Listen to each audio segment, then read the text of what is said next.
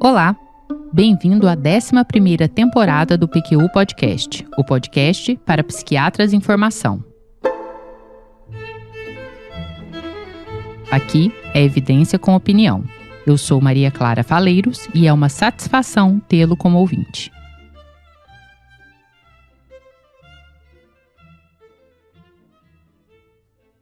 Caros e caras ouvintes, temos no PQU Podcast mais uma entrevista. Dessa vez, quem nos dá a honra de estar conosco aqui no estúdio é João Mazoncini de Azevedo Marques, o professor João. O professor João graduou-se em Medicina pela Faculdade de Medicina de Ribeirão Preto, USP, em 1989, e fez residência de Psiquiatria no Hospital das Clínicas de 1990 a 93. Em 2004, fez especialização em Saúde da Família e iniciou o doutorado em Saúde Mental, que concluiu em 2009. Foi médico assistente do Hospital das Clínicas de Ribeirão Preto de 93 a 2014, onde supervisionou e colaborou com a formação de mais de uma geração de médicos de família, clínicos e psiquiatras. Nesse período, durante 5 anos, foi também coordenador do Programa de Saúde Mental da Secretaria Municipal de Saúde de Ribeirão Preto.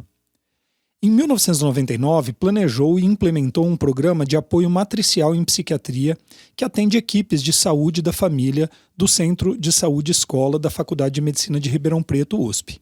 Ele coordena este programa até hoje. Em 2014, o João tornou-se docente do Departamento de Medicina Social da Faculdade de Medicina de Ribeirão Preto, USP, onde o tema fundamental de sua atividade tem sido o desenvolvimento, implementação e melhoria da qualidade de cuidado biopsicossocial, centrado nas pessoas e integrado ao sistema de saúde público. Dr. João, seja muito bem-vindo. Queremos que nos conte tudo sobre a sua carreira, tá bom? Ok, agradeço muito, viu, Maria Clara e Vinícius, pelo convite, e vou procurar atender aí o que vocês me solicitaram, na realidade, desde da época da graduação, em medicina, que eu era interessado em ter uma perspectiva assim mais integral, do cuidado das pessoas, Uma perspectiva que hoje em dia, a própria Organização Mundial de Saúde chama de uma perspectiva de cuidado integrado e centrado nas pessoas, Eu já tinha esse interesse durante o curso de graduação por causa da influência dos meus pais, Minha mãe foi docente da Faculdade de Medicina de Ribeirão Preto, da Clínica Médica, durante quase 40 anos, Era docente da área de nefrologia, professora de semiologia, Então, toda essa questão de como você conversa com as pessoas, obtém uma história, Como é que você é respeitoso com as pessoas, Atento ao que elas dizem, vem dela. E vem também do meu pai, que foi um clínico geral de adultos, que, como ele mesmo contava, acabou virando geriatra porque os pacientes dele foram envelhecendo, foram ficando e ele acabou tendo que naturalmente estudar cada vez mais geriatria, Meu pai não era um clínico geral de adultos que não estava dentro da universidade, Ele chegou a ser o primeiro residente do Departamento de Medicina Social aqui em Ribeirão Preto, mas ele largou no R1 porque ele entrou para a política, virou vereador, depois foi cassado pela ditadura militar, e aí ele depois fez a carreira como clínico, Mas era uma pessoa que, na realidade foi quem me apresentou essas questões mais relacionadas ao aspecto de comunicação emocional com o paciente, Então foi ele que, por exemplo, me apresentou Freud, Então ele me passou, Tenho até hoje uma coleção das obras completas do Freud em espanhol, que tem um prefácio do próprio Freud, Que ele fala que ele pôde ver vamos dizer, o bom trabalho do tradutor para o espanhol, porque ele, Freud, tinha aprendido espanhol para ler o Dom Quixote, né? Então é um conjunto de 3 livros, né, grandes, que são as obras completas do Freud em espanhol.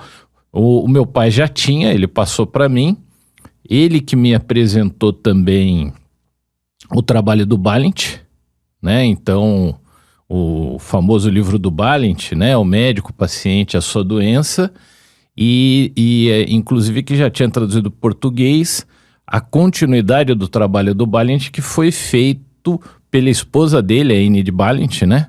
Com o conjunto dos clínicos gerais, né? Que é um livro que chama 6 minutos para o paciente, né?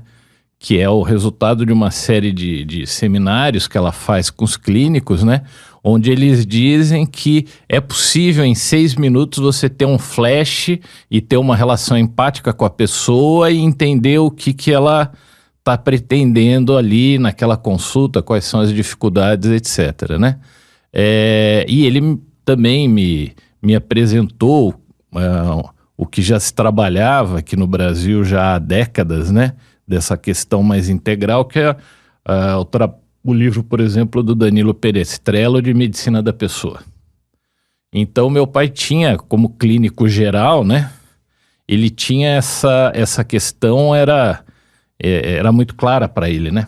Que a qualidade da comunicação influía decisivamente no que hoje em dia a gente chamaria, numa linguagem mais científica, nos desfechos dos cuidados e dos tratamentos com as pessoas. Então, assim, eu sempre tive essa coisa, né, de ter uma visão que a gente poderia chamar hoje em dia mais integral, mais integrada, mais holística, né, de quais eram as diferentes coisas, os diferentes fatores, né, que faziam as pessoas cuidarem ou não da sua saúde, né? Não só uma questão de um diagnóstico específico de uma doença ou de uma condição de saúde, mas quais as coisas que influenciavam isso. E aí eu fui estudando isso, né, já na graduação, fui me metendo em uma série de coisas, né? Quando eu acabei a graduação, eu fiquei em dúvida se eu fazia... tinha a residência naquela época em Ribeirão Preto de sanitarismo, né? Ligada à medicina social. Tinha as residências de clínica médica, tinha a residência de psiquiatria. Naquela época eu desconhecia a existência no Brasil de residências do que hoje em dia a gente chama de medicina de família e comunidade, que naquela época se chamava medicina geral e comunitária, que naquela época, na década de 80, só tinha em 3 lugares, né? No Rio Grande do Sul, no Centro de Saúde Escola do Murialdo, né? Lá em Porto Alegre, e no Rio de Janeiro, né? No Instituto de Medicina Social da Universidade Estadual do Rio de Janeiro, que era o pessoal que era herdeiro do Danilo Perestrello, inclusive, e tinha uma residência na cidade de Vitória de Santo Antão, né, naquela época, que é em Pernambuco, né, na Grande Recife, e que essa foi aqui, vamos dizer, desapareceu mais rápido. Mas eram poucas residências disso, era uma coisa muito embrionária no Brasil e isso não era absolutamente discutido aqui no estado de São Paulo e nem na nossa faculdade, enquanto uma residência voltada para a formação realmente com excelência clínica de médicos generalistas, né? Então eu não tinha nem ideia que isso existia. Se eu tivesse essa ideia naquela época, talvez eu tivesse optado por inicialmente fazer uma residência dessas, mas assim, isso não existia aqui no estado de São Paulo, não era discutido por ninguém, quer dizer, ninguém sabia, então eu acabei optando por fazer a residência em psiquiatria por essa questão mais de relacionamento, proximidade com os seus interesses. Esse relacionamento médico-paciente, de ter essa visão mais integrada, mais integral e tal. E assim, teve um lado que foi muito positivo nisso, né? que eu sou muito grato, até fico um pouco emocionado, mas eu sou muito grato ao professor Cláudio, né? Na realidade, o que a gente aprendeu, né, no ambulatório de clínica psiquiátrica do Cláudio, né, as questões de você tinha uma perspectiva psicanalítica, mas a gente tinha que inicialmente fazer algo descritivo, né, fenomenológico de alta qualidade, né? Então, e naquela época, tudo isso era manuscrito, né? Até hoje eu guardo uma boa parte disso, porque o Cláudio e aí a Beatriz, né? E a Denise, principalmente, que ainda supervisionam os residentes de psiquiatria, elas eram contratadas do ambulatório naquela época, e eles realmente supervisionavam a gente e nos ensinavam a fazer essa questão da entrevista com o paciente.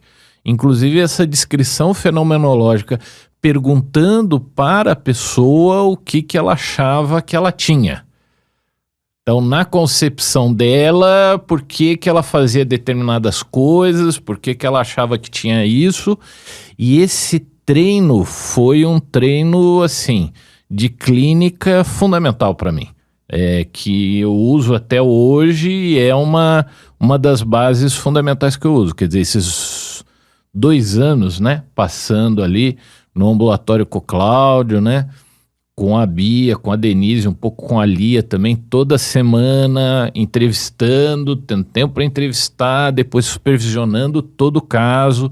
Em termos da entrevista, quer dizer, isso ajudou, claro, ajudou também a pensar em termos diagnósticos, mas ajudou a pensar além disso, em termos realmente do ponto de vista de uma descrição mais específica, mais detalhada e que incluía também a visão da própria pessoa, do que ela achava que ela tinha, né?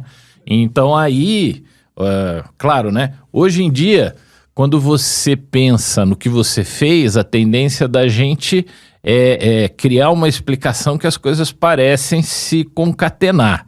Eu não tinha essa noção na época, né?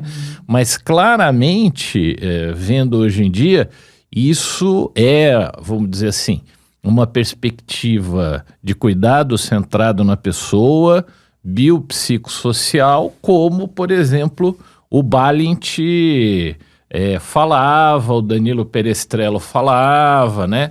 Outras pessoas que trabalham com isso falavam, né? Então, e isso realmente, vamos dizer, foi isso que eu acho que criou uma capacidade clínica mesmo de contato com as pessoas e de poder pensar junto com elas qual que seria o planejamento do cuidado, né? O que elas priorizam a cada momento e o que elas acham que pode ser feito para isso, né? Em termos, vamos dizer assim, mais científicos, né? Em termos mais científicos, quer dizer, foi uma formação onde o próprio trabalho descritivo, né, da entrevista, ele inclui como que você faz a aliança terapêutica, a aliança de trabalho com o paciente, que a gente tem cada vez mais dados hoje em dia, que é a coisa fundamental para você poder ter melhores desfechos, né? Tanto do ponto de vista psicológico, como do ponto de vista de sintomas físicos, como do ponto de vista de satisfação do próprio paciente, como até a gente sabe hoje em dia do ponto de vista de você ter menos processos judiciais, né, de mau cuidado, de maltrato, tal, etc. Então essa foi uma experiência fundamental. E, assim, mas dentro de uma residência naquela época, que ela se dava como curso de medicina, né, fundamentalmente, ela se dava dentro das quatro paredes dos muros do HC. Então, assim, se ao longo dos meus anos, né, de de graduação, no total eu tive 6 semanas de estágio fora do HC, foi muito, foram 6 ou 8 semanas, porque a gente ficava fundamentalmente só dentro do HC, você ficava um pouco, né, uma parte do estágio na unidade básica de saúde da Vila Lobato, um pouco no centro de saúde escola ali da Rua Cuiabá, mas assim, era um período muito, muito pequeno comparado com o período que você passava dentro do HC, né? E lembrando que eu fiz a graduação numa época que, vamos dizer, a atividade de conhecer serviço de saúde era só a partir do 4º ano, né? Então, na graduação acontecia isso e na residência, na realidade, todos os serviços da residência de psiquiatria naquela época eram dentro do HC. Quer dizer, mesmo o hospital dia do Hospital das Clínicas da Faculdade de Medicina de Ribeirão Preto. Quer dizer, eu estou entendendo, João, que por um lado, principalmente por causa da atividade com o professor Cláudio, você encontrou o que você estava procurando. Sim. Né? Por outro, você está dizendo que tinha algo deficitário que não atendia essa sua vontade de trabalhar Sim. na linha de frente, na atenção primária, com a medicina social e de família, como que você chama? Veja bem, essa ideia, né, de você ter uma visão mais global, mais integrada, né, de como você podia ajudar a pessoa e ao mesmo tempo como que uma rede de serviços de saúde como um todo pode ajudar aquela pessoa específica. Então a gente na residência ficava só em serviços especializados também, né? E na graduação, assim, 95% do tempo era isso também. Então esse contato mais com, vamos dizer assim, o que acontece com as pessoas antes de chegar no serviço especializado, né? Como é que elas vão ter acesso, como é que elas procuram ajuda, né? De profissionais de saúde, de serviços de saúde, isso tinha essa limitação da época, né? Mas eu entendo que isso era uma limitação que acontecia em todo o curso de medicina, em praticamente toda a residência do país, tirando essas residências em medicina geral e comunitária que estavam começando, que a ênfase era realmente você ficar em serviços extra-hospitalares, onde você tinha imerso naquele cotidiano daquela população. Mas isso era, vamos dizer, isso era raridade no Brasil. Naquela época, década de 80, como eu falei para vocês. E aí, eu fui então, fazendo algumas coisas fora, né, da residência, né? Então, essa coisa de querer fazer serviço de saúde, a gente tem que lembrar que a década de 80 foi a década de surgimento do SUS também. 88 foi a Conferência Nacional de Saúde que criou o SUS, né, com a participação fundamental do Sérgio Arouca, que foi ex-aluno da Faculdade de Medicina, né? Quer dizer, e eu acompanhei, então, todo esse processo, né, de, vamos dizer, criação do SUS, né? Isso, as pessoas que são dessa geração, elas não, acho que assim, elas não têm ideia da diferença isso. Quer dizer, nós estamos falando que Ribeirão Preto, antes do SUS, era uma cidade que tinha 2 serviços, né, do que a gente chama de cuidados primários de saúde, ou atenção primária à saúde, ou atenção básica aqui na nomenclatura brasileira, né? E hoje em dia a gente tem 41. Então, assim, isso por exemplo, resultado do SUS, quer dizer, saúde como direito de todos e dever do Estado. Quer dizer, as pessoas não têm ideia que o HC, ele era um hospital para indigentes antes do SUS. Oficialmente. Então, assim, um trabalho importante, né, braçal de todo superintendente do HC, né, e eu posso falar isso porque, como vocês sabem, minha mãe foi superintendente do HC de 82 a 86, então eu vi ela fazendo isso, ela comentava sobre isso. O superintendente, a superintendente recebia todo dia solicitações para alguém entrar como paciente do HC. E essas solicitações, assim, de modo geral, elas eram justificadas pelo fato das pessoas se declararem indigentes. Quer dizer, que elas não tinham acesso a outro tipo de atendimento. É claro que em hospitais universitários como o HC, isso assim, não era verdade. As pessoas procuravam porque o atendimento era de muito boa qualidade. Mas dentro do que era, assim, as precaríssimas redes de saúde daquela época, antes de 88, os hospitais universitários, eles eram, em princípio, destinados para aquelas pessoas que não tinham cuidado de saúde garantido dentro da sua categoria profissional. Então, ferroviários, né, profissionais liberais e tal, que tenham seus institutos de aposentadoria, pensão, de previdência. Ou seja, a enorme maioria da população do Brasil. Foi só depois foi só na década de 80, no final da década, aliás, no começo da década de 90, é que o HC ele aderiu, vamos dizer assim, formalmente ao SUS, entrando dentro da rede de serviços de saúde, etc., né? Ô João, e eu queria te fazer uma pergunta que tem a ver com isso que você está falando, porque poucos anos depois de terminado a residência, você assumiu, na minha visão, até assim, de uma maneira precoce, não que você não tivesse preparado, mas precoce para a linha do tempo de uma carreira, né? A coordenação do Programa de Saúde Mental da Secretaria Municipal de Saúde de Ribeirão Preto. Como é que foi essa experiência? O que você pôde fazer? Que aprendizado você tirou, inclusive, dessa época? Então, na realidade, o que aconteceu, né? Durante a residência, todas essas mudanças aí de criação do SUS, de municipalização de grande parte dos serviços de saúde, eles aconteceram aqui em Ribeirão Preto.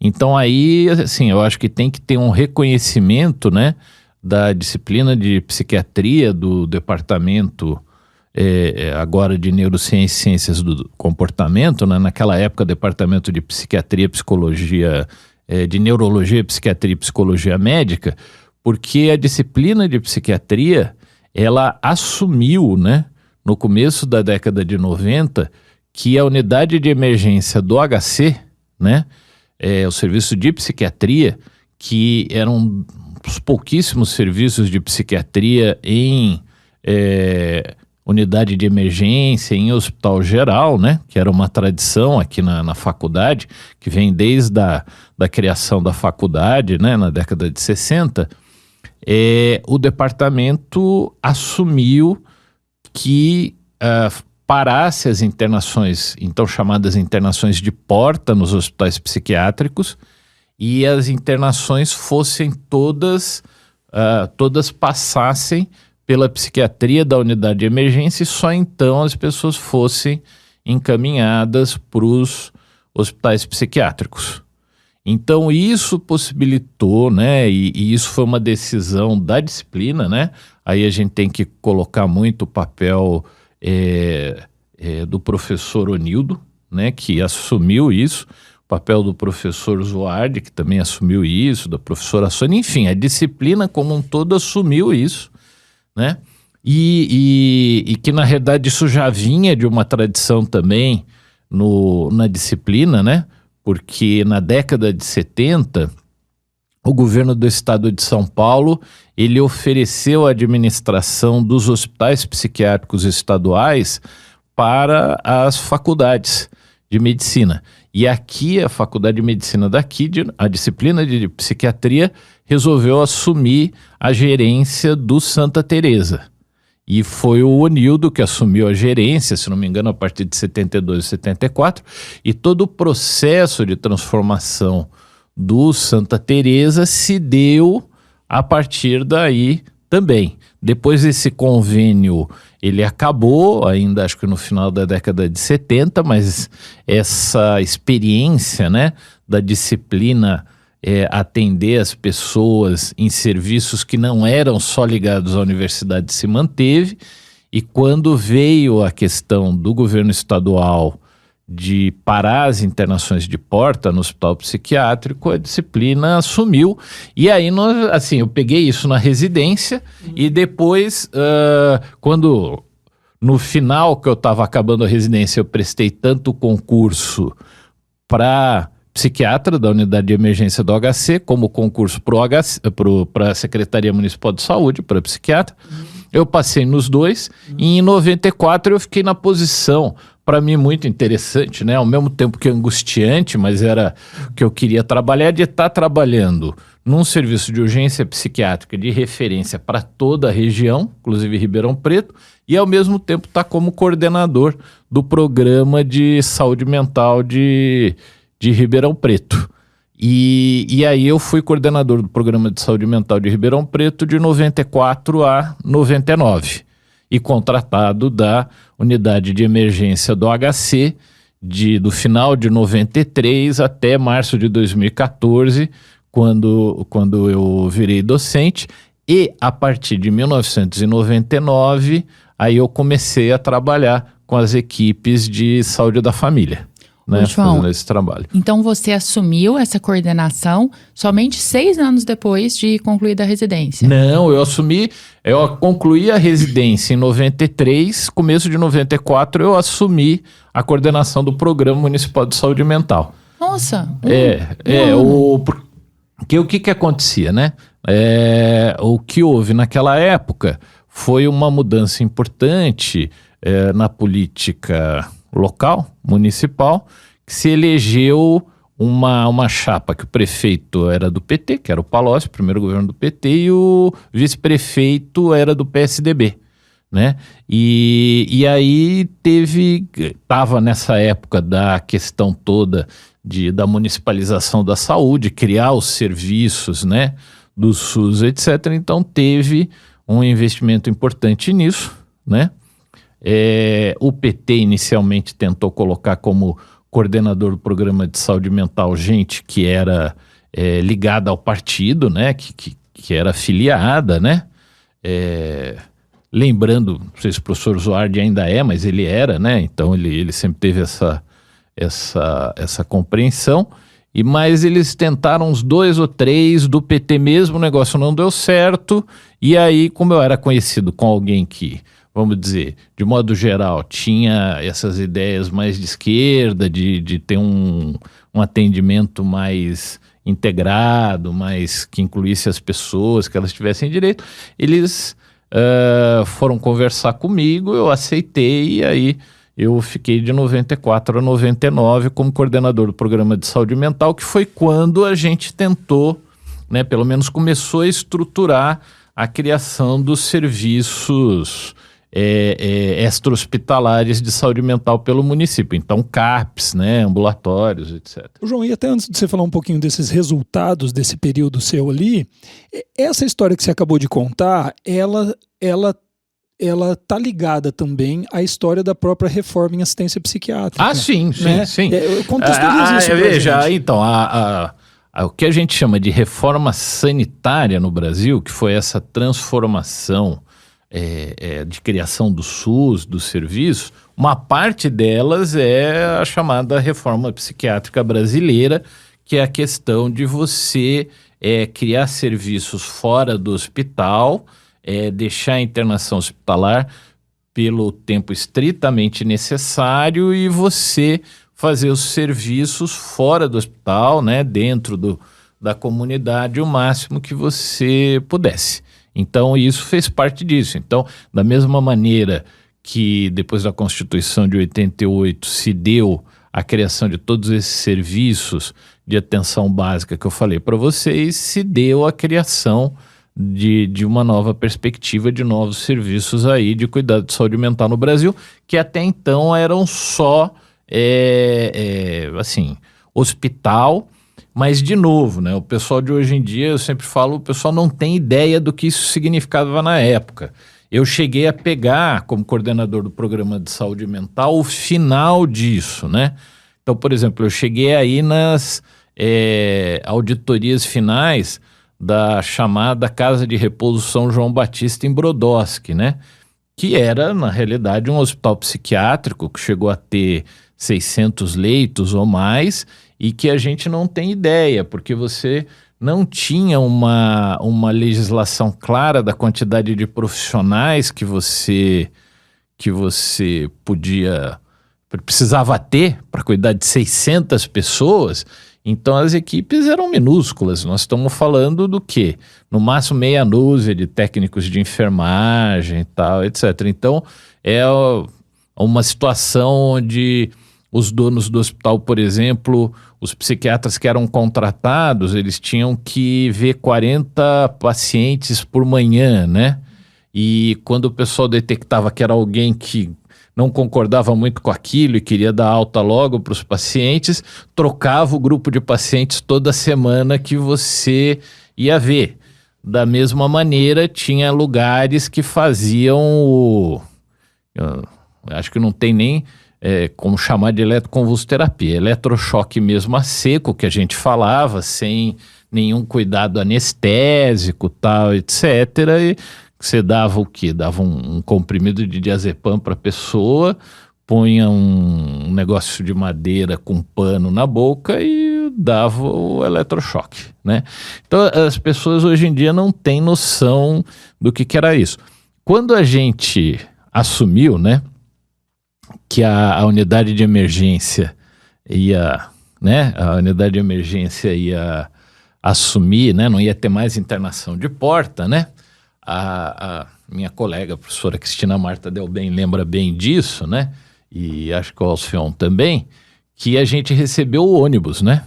Que era o ônibus dos doidos, porque a Casa de Repouso São João Batista, para conseguir preencher o máximo possível os leitos, eles tinham um ônibus que eles andavam pela região aqui, acho que chegava até o Triângulo Mineiro, catando aquelas pessoas na rua que as prefeituras queriam se livrar e levavam para internação no hospital. Nós descobrimos que eles faziam isso porque quando a unidade de emergência passou, todo mundo tem que passar aqui por internar, um belo dia veio o pessoal avisar, estacionou um ônibus aí, né, que eles falam que tá cheio de doido, que vocês precisam avaliar para ver se tem quem não interna. E a gente fez isso, e a grande maioria não precisava, a gente assumiu e tal, e depois isso acabou. Mas veja, essa era a realidade, né? As frente pessoas... a ameaças, eu sei disso, né, João? Isso, assim, não, aí tinha ameaça. Mas essa era a realidade, né, assim,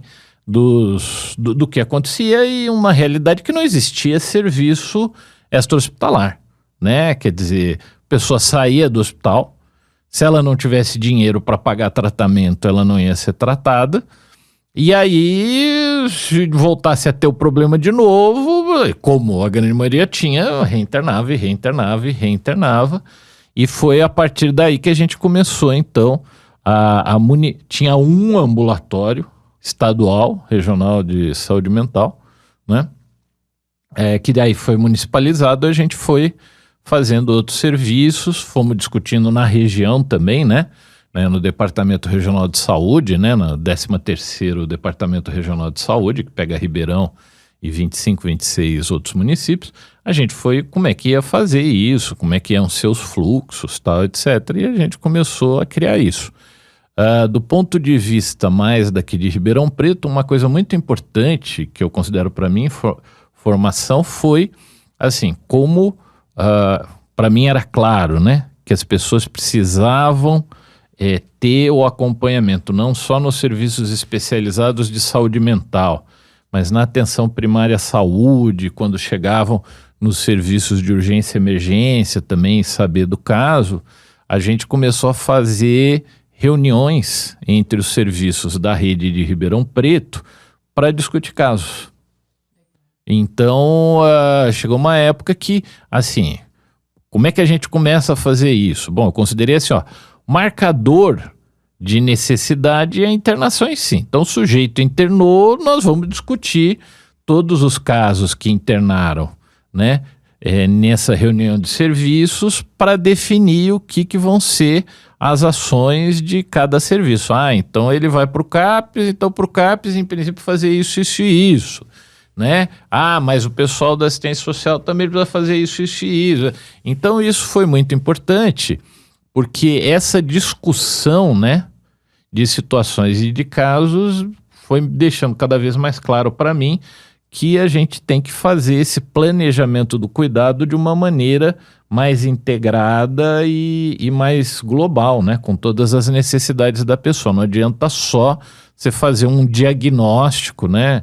Falar assim, então a pessoa teve que ser internada porque teve um episódio depressivo maior com sintomas psicóticos de ação suicida. Quer dizer, a informação que isso dá para você fazer o planejamento do cuidado, ela é extremamente limitada, né? E nessas reuniões a gente, então, procurava detalhar e especificar mais isso. Multiprofissional e multisserviços. E multisserviço, exatamente. Não, é interessante isso, porque vocês partiam, então, de casos de alta complexidade e iam vendo o que precisava, né, de cuidado lá, desde o setor primário até chegar na alta complexidade. Aí eu vou aproveitar esse assunto, João, para te fazer um desafio. Idealmente, como que você descreveria uma rede de assistência em saúde mental, os serviços desde a atenção primária até a terciária, incluindo atendimento a urgências, emergências e internações? Isso, né, hoje em dia a gente tem, né, inclusive propostas da própria Organização Mundial de Saúde, né, de como você poderia organizar isso, né? Cada vez mais eles estão tendo o bom senso de não dar uma receita, mas falar assim, siga tais princípios dentro do seu contexto específico, né? Faz sentido. Né? Porque, né, então isso você tem que realmente levar em conta, né? Mas, vamos dizer assim, do ponto de vista, vamos dizer assim, qual que é o centro disso, né? Quer dizer, porque veja, você pode pensar numa agenda de cuidados e de ações voltadas para a agenda do médico ou de qualquer outro profissional de saúde. Você pode pensar numa agenda de cuidados e de ações voltadas para um serviço ou para um conjunto de serviços. Mas, na realidade, o que vamos dizer assim, o desfecho final que a gente deseja é o cuidado com a própria pessoa. Quer dizer, qual que é o desfecho que, inclusive, aquela pessoa acha que é importante para ela, né? Então, a pessoa está no centro ali para poder, inclusive, né, participar do seu cuidado, né? Isso é fundamental. E isso é o que a Organização Mundial de Saúde, tem uma proposta, né, que chama Integrated and People-Centered Health Services, quer dizer, serviços de saúde integrados e de cuidado centrado na pessoa, que foi aprovado pela Assembleia Mundial de Saúde em 2016, do qual o Brasil é signatário. E lá se coloca, né, quer dizer, o cuidado centrado na pessoa como um cuidado em que as pessoas, sua família, seus cuidadores, enfim, quem está ajudando ele e as populações tem que ter um cuidado, né, de acordo com as suas questões culturais e com a sua participação ativa no sentido de estimular as suas escolhas em termos de cuidado e a sua autonomia. Isso é a definição, vamos dizer, de cuidado centrado na pessoa. E o integrado no sentido que as pessoas possam ter acesso a um conjunto de cuidados que faz sentido para elas, dado por mais de um serviço, quando isso é necessário, por mais de um profissional. Quer dizer, então você, né, tem que ter um planejamento comum dentro da rede de saúde. E que, vamos dizer, a estratégia mais ampla para você oferecer isso, né, seria o que a gente chama um cuidado de saúde co-criado, ou seja, criado ao mesmo tempo pelo profissional ou profissionais de saúde e por essa pessoa que é o objeto de cuidado, né? Quer dizer, falando de uma maneira bem pé no chão, seria aquela ideia assim, nós podemos ser especialistas naquilo que a gente acha que é especialista. Então somos psiquiatras. Tá bom, a gente é especialista nisso. Mas aquela pessoa provavelmente é a maior especialista nela mesma. Então a ideia do cuidado cocriado é uma ideia assim, é um encontro de dois especialistas diferentes, mas iguais no mesmo nível. Na realidade, se você for ver, a pessoa está num nível maior que a gente, né? Porque quem vai fazer as coisas para cuidar dela é ela. A gente pode sugerir, mas a gente não consegue fazer por ela. Mas é isso, então são dois especialistas que fazem um processo no bom sentido de negociação, de conversa, para estabelecer quais são as prioridades de cuidado naquele momento, como é que você vai... a ação que cada um vai fazer e que outros possam fazer, além dessas duas figuras, quais que são os objetivos, né, que você quer atingir, como é que você vai medir se atingiu esses objetivos ou não. Isso nada mais é do que a ideia de aliança terapêutica, né, que vem muito da psicanálise, mas que foi assumido por outras linhas de psicoterapia hoje em dia, e hoje em dia pela questão de saúde em geral. Quer dizer, essa aliança de trabalho, essa aliança terapêutica é fundamental. Então, a Organização Mundial de Saúde coloca isso como algo fundamental, entendeu? Então, se você partir daí, né, a gente tem que pensar assim, você tem que ter um conjunto de serviços, que seja um conjunto de serviços generalistas de qualidade muito boa, que é o que a gente chama no Brasil aqui de atenção básica ou atenção primária à saúde. Eu prefiro o nome, a tradução literal, né, do inglês, por exemplo, Primary Healthcare, que é cuidados primários de saúde, porque eu acho que cuidados é uma palavra mais completa quando você ouve do que atenção. Atenção, por mais que você diga, não é só você prestar atenção, é fazer alguma coisa, né? Não é que nem cuidados. A hora que você ouve cuidado, você fala, bom, né, não é só você ver, você fazer algo a respeito. Você precisa fazer algo a respeito.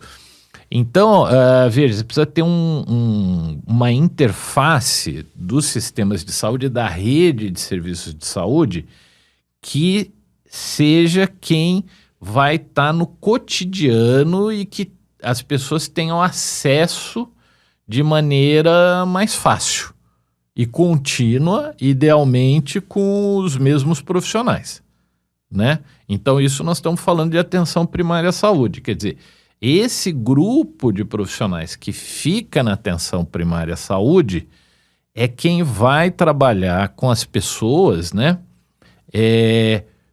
Inclusive as questões de cuidado de saúde antes de chegar na rede de saúde, antes de chegar até no cuidado primário de saúde, né?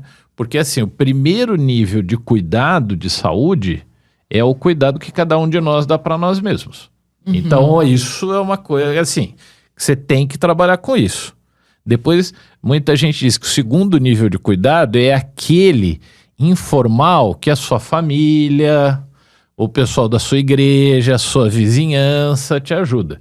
O terceiro nível de cuidado só que seria a atenção primária à saúde. E aí, atenção especializada, secundária, terciária, etc. Então, você precisa ter um grupo de profissionais generalistas que seja capaz de ter essa noção mais clara das necessidades das pessoas. E precisa trabalhar com essa perspectiva de co-criar o cuidado de saúde, né? E que aí as habilidades de comunicação, fundamentalmente a empatia, né? No sentido de você poder se colocar no lugar do outro, ser autêntico, né? Ajudá-lo a refletir sobre o que ele quer de uma maneira útil, né? Ou seja, clinicamente terapêutica, e aí eu estou falando não só em termos da área psi, mas em termos em geral, isso é fundamental. Quer dizer, você precisa ter isso, né? Se isso, vamos dizer, esse é um ponto ali do serviço de saúde, quer dizer, os países que têm isso melhor desenvolvido são os países que têm melhores indicadores de saúde, inclusive na área de psiquiatria e de saúde mental, tá?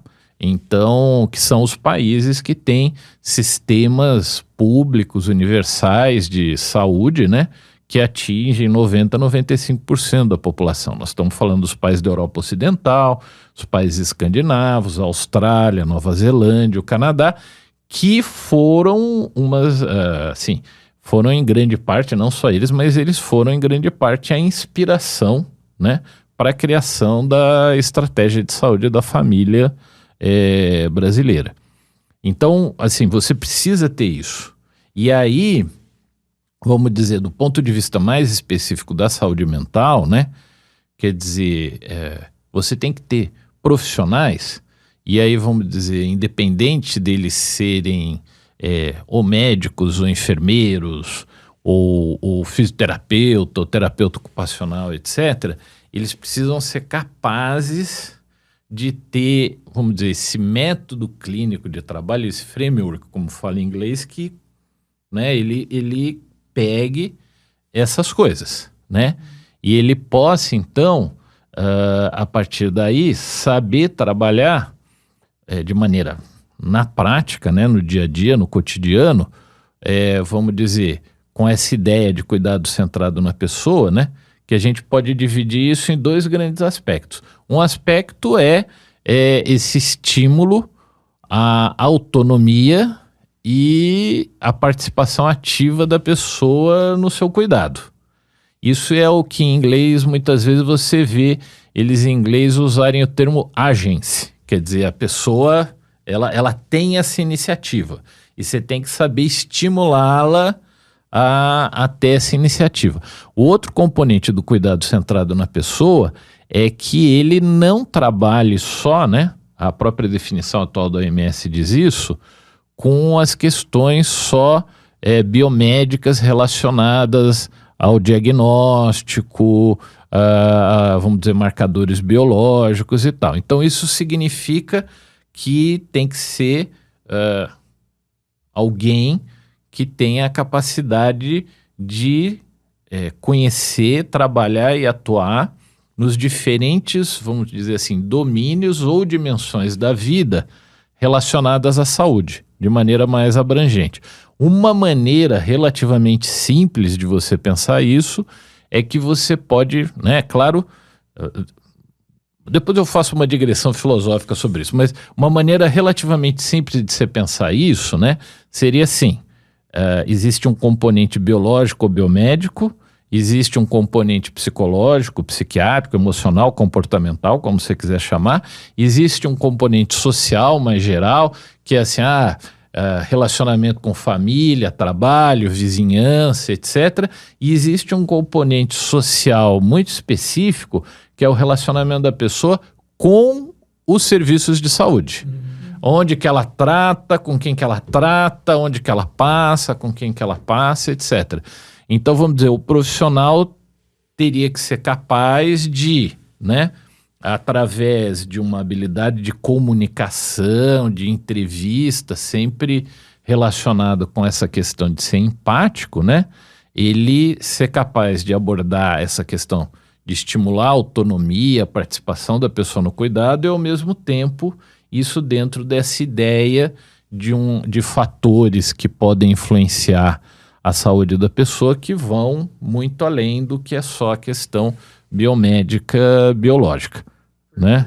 Então, isso seria a base e que, se você tiver esses profissionais, eles provavelmente vão ser capazes de fazer uma das funções realmente nobres da atenção primária à saúde bem feita, que é a coordenação de cuidado.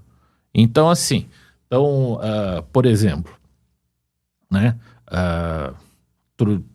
poucos dias atrás eu estava discutindo, né, lá na unidade de saúde da família César Augusto Arita, também conhecida como Paulo Gomes Romeu, né, por causa que é o bairro onde ela fica, que é a unidade de saúde da família, que atualmente eu sou gerente da unidade, né? Então lá a gente trabalha com uma população adscrita, atualmente está mais ou menos 12.500 pessoas, temos 4 equipes de estratégia de saúde da família, 2 equipes de estratégia de saúde bucal, tem farmácia, tem sala para procedimentos de urgência, sala de curativo, etc. Então eu estava discutindo com uma das nossas médicas de família e comunidade preceptoras sêniores, né? A Fernanda, um caso, né? E era um caso, assim, uma pessoa com um transtorno mental, provavelmente uma história de episódios maníacos aí repetidos, né? Com um péssimo relacionamento com familiares, né? Então não tinha cuidado, né? Diabética, hipertensa, e tinha se metido usava álcool, né? Maconha, quando tinha dinheiro, cocaína, e tinha quebrado o braço numa briga. Tava lá.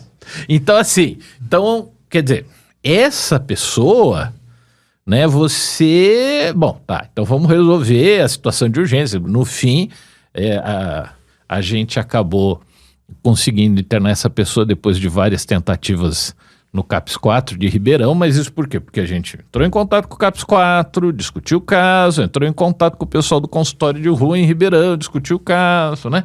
Pois que essa pessoa fugiu 3 ou 4 vezes da UPA, né? Porque não ficava lá, conseguimos. Então tá, situação de urgência, entrou ali e tal, tá. Mas aí, o que você precisa? Essa pessoa vai precisar do acompanhamento na atenção primária à saúde.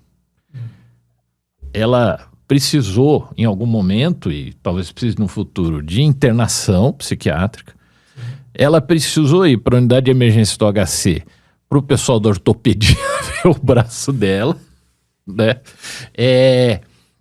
O diabetes e a hipertensão dela talvez precise de acompanhamento também em nível secundário. Quer dizer, você precisa de um conjunto de serviços que acompanhe essa pessoa. E aí, quem que vai fazer a coordenação nesse conjunto de serviços? Essa é uma das funções nobres da atenção primária à saúde de boa qualidade. Ela tem que fazer essa coordenação.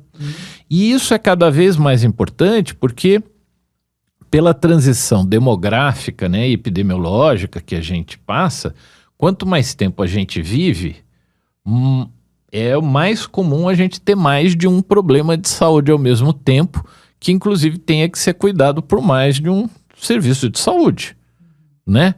Então, por exemplo, eu estou com 57 anos, né?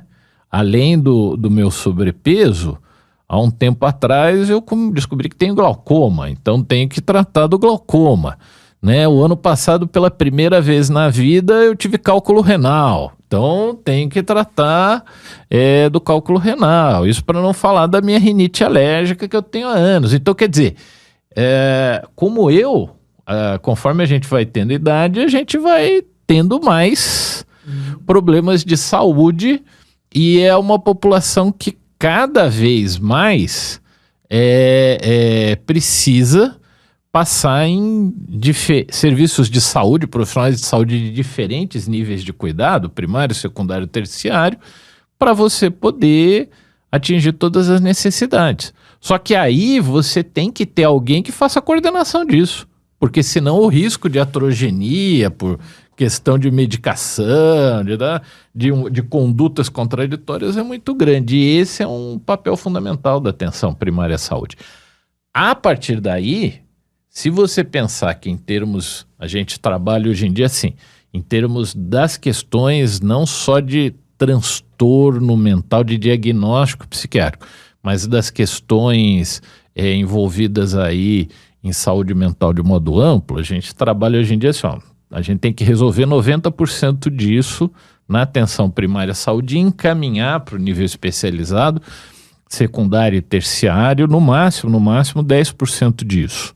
O que já é uma quantidade enorme, né? Por quê? Porque a gente sabe que nos países que melhor e mais investem em saúde, quer dizer, esses países que têm sistemas universais de saúde, que eu citei agora há pouco, né? O conjunto dos profissionais dos serviços de psiquiatria e saúde mental dão conta, por ano, no máximo de 2 a 3% da população. Enquanto a gente sabe que só em termos de diagnóstico de transtorno mental, é claro que a gente está falando que a grande maioria, se o sistema funcionar direitinho, das pessoas com diagnóstico de transtorno mental não precisa ir para serviço especializado. Mas nós estamos falando de 20 a 30% da população por ano. Sim. Então, É impossível você, assim, cuidar da saúde mental, em termos psiquiátricos, né, da saúde das pessoas, pensando só no conjunto de profissionais especializados na área psi. Isso é impossível. Isso é uma questão assim, assim, olha aí, não tem como, não tem. Então, veja, os profissionais que trabalham na atenção primária à saúde têm que estar trabalhando com a comunidade onde eles estão inseridos para ensinar habilidades de autocuidado em relação à saúde mental, ajudar as pessoas, né, a desenvolver as habilidades de autocuidado em relação à saúde mental, e eles têm que ter habilidades de cuidado em saúde mental, que na realidade não são só de saúde mental, porque valem para outros tipos de problema também, do ponto de vista de cuidado, vamos dizer, de hipertensão, diabetes, por exemplo, e para eles oferecerem isso para as pessoas. Perfeito. Porque nós nunca vamos ter psiquiatra, psicólogo, assim. E isso, assim, nós estamos falando, assim, isso não vai ter na Noruega, né? Aqui no Brasil, então. João, e compreendido a importância central desse serviço de base, mas ainda assim, como que os serviços secundários e terciários, daí já de especialistas, na sua opinião, deveriam ser estruturados? Então, aí, veja, o que se propõe hoje em dia, né? Obviamente que a gente tem um grupo de pessoas que vai precisar, em determinados momentos, de internação em ambientes mais protegidos, integrais, principalmente em hospital. Então você tem que ter isso. Eu, né, como vocês sabem, vocês também, eu fui nesse sentido criado dentro de um serviço que sempre teve enfermaria hospital geral. Sim. Então é isso que a Organização Mundial de Saúde propõe, né, que em princípio essas enfermarias fiquem dentro dos hospitais gerais, até porque a interface com problemas não psiquiátricos é extremamente presente nas pessoas que precisam de internação psiquiátrica. Então você precisa ter isso. Então você precisa ter esse conjunto de enfermarias, mas você precisa ter, né, serviços comunitários de saúde mental, né, que possam realmente oferecer, inclusive, o que a gente poderia chamar assim de atendimento diário, quase diário, para os casos mais graves. Né? Então, e isso, né, então assim, a gente tem muito poucas enfermarias de psiquiatria em hospital geral no Brasil. A gente, na realidade, tem muito pouco serviços comunitários de saúde mental que oferecem essas... a possibilidade da pessoa estar indo todo dia ou quase todo dia da semana para permanecer várias horas no serviço, né? Eventualmente você ter a questão, essa noite era bom passar aqui e tal, etc. Quer dizer, nós temos muito pouco disso, assim, ridiculamente pouco disso para a população brasileira. A gente tem a necessidade também de ter o que a gente chama de unidades de acolhimento, que seriam, por exemplo, pessoas que internaram ou nem chegaram aí para internação, mas que por questões várias, né, que podem desde questões diagnósticas até questões realmente mais sociais em relação à família, elas não têm um local de moradia seguro e adequado para elas. Então, e tem um transtorno mental mais grave. Então, aí você precisa ter as unidades de acolhimento, né, que são unidades temporárias para as pessoas poderem ficar 6 meses até 1 ano, em alguns lugares do mundo até 2 anos, onde elas vão com o suporte, né, de uma equipe, é uma questão de moradia. Em Ribeirão Preto, nós temos isso só para adolescentes. Tem uma unidade de acolhimento de adolescentes em Ribeirão Preto já há vários anos, que faz um trabalho muito bom. Né? Mas a gente precisaria ter mais dessas, não só para adolescente, como você também ter para adultos. E finalmente existem algumas pessoas, né, que assim, você vai precisar ter um local para elas morarem de maneira mais definitiva, né? que aí nós estamos falando dos programas, né, mais conhecidos de residência terapêutica a longo prazo, de volta para casa. Por exemplo, numa das nossas unidades de estratégia de saúde da família, gerenciada pelo Departamento de Medicina Social aqui, que é o Núcleo de Saúde da Família 6, nós temos uma residência terapêutica dentro da área de abrangência dessa estratégia de saúde da família, e a gente vai lá, eles são pacientes como qualquer outro, eles vão lá na unidade e a gente vai lá fazer trabalho com eles, né? Então essas coisas são importantes. Aí entra, por exemplo, também, né?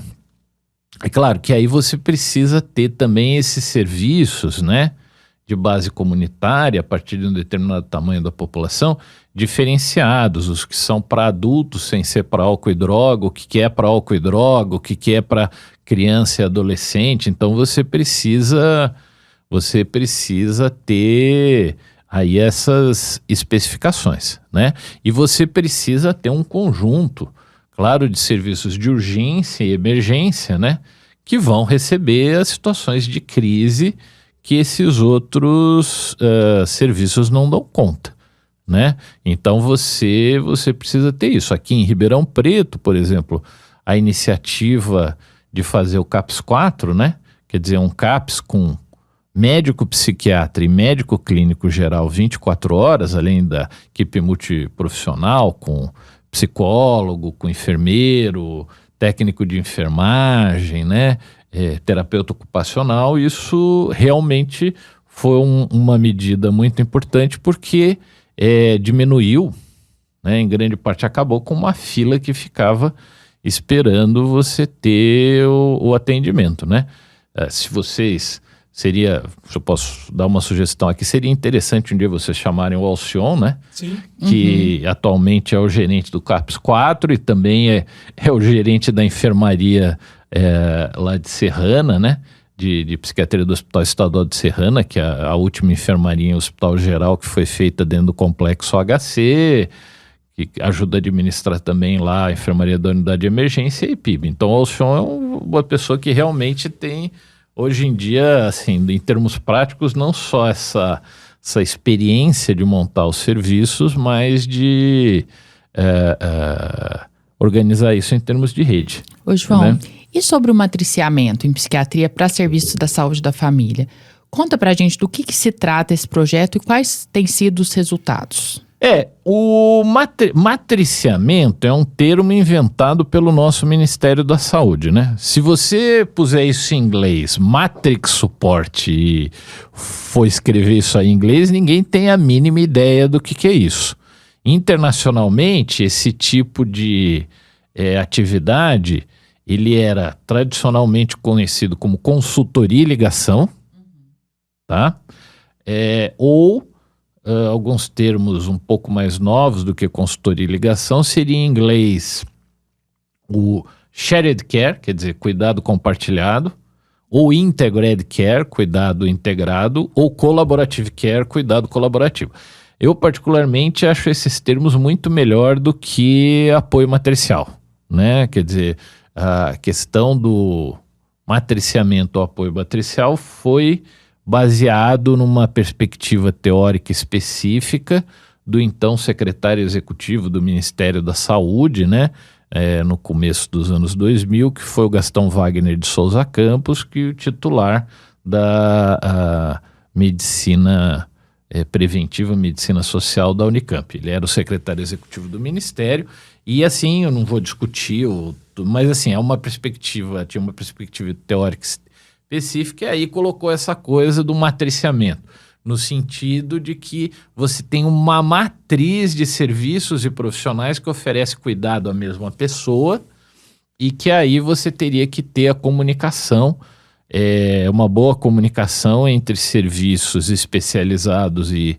serviços primários para exatamente você fazer esses planos de cuidado integrados, tá? Mas eu particularmente acho que o termo que é usado internacionalmente, eu acho que a hora que você fala cuidado integrado, ou cuidado colaborativo, ou cuidado compartilhado, isso já... Você entende. Isso já É fica mais claro. Então, a ideia é que, vamos dizer, você aproxime o serviço especializado, né, da atenção primária à saúde. E isso pode ser feito tanto em psiquiatria como, em princípio, em qualquer outra área de cuidado aí da saúde. O que acontece é que psiquiatria e saúde mental, tradicionalmente, foi a primeira área dentro da saúde onde isso foi feito, né? Quer dizer, quando você pega o que o Balint começou a fazer no Sistema Nacional de Saúde inglês, logo depois da Segunda Guerra Mundial, né, quando foi criado o Sistema Nacional de Saúde inglês, quando a gente conhece que ele fazia o trabalho junto com um grupo de clínicos gerais, isso daí já é isso, entendeu? Já é cuidado colaborativo, já é cuidado compartilhado, já é cuidado integrado, né? Então a ideia é você aproximar isso, né? Então eu gosto muito de falar para o pessoal, não se trata de supervisão do profissional especializado em psiquiatria ao profissional da atenção primária à saúde, porque ninguém tem essa supervisão, né? Na realidade, se trata de dois serviços, de dois profissionais que trabalham em serviços diferentes, que eles tentam ver como trabalhar junto para você oferecer o melhor cuidado para a pessoa que está sob a responsabilidade dos dois profissionais e dos dois serviços. Então, é claro que isso implica, do lado de quem é psiquiatra, trabalhar questões aí de saúde mental, de diagnóstico psiquiátrico, de psicofarmacologia, de cuidado. Mas, por outro lado, para quem é da atenção primária à saúde, trabalhar com quem é psiquiatra essas questões de cuidado mais geral, que frequentemente não são avaliados, são esquecidos e não são trabalhados pelo pessoal da psiquiatria. Lembrando que os famosos determinantes sociais de saúde, falado hoje em dia, né, que inclui um monte de coisa e que influi na qualidade de saúde que cada um de nós tem, o pessoal da atenção primária à saúde, pela proximidade, o bom serviço de atenção primária à saúde, pela proximidade que tem com as pessoas, ele normalmente tem muito mais noção disso do que o psiquiatra que está no seu consultório, no seu serviço especializado, né?